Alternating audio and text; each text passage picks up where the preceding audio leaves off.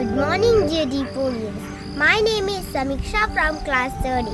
I am here to share the delightful thought for the week. Once, Aristotle said, courage is the first of human qualities because it is the quality which guarantees the others.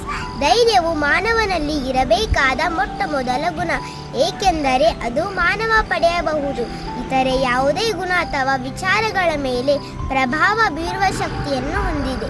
This powerful thought reminds us courage is the base of all good values. To be honest, kind or strong, we need courage first. It helps us stand brave, speak the truth and do what is right. So let's begin this week with the courage in our hearts and confidence in every step we take. Thank you and wishing you all brave, bright and beautiful week ahead.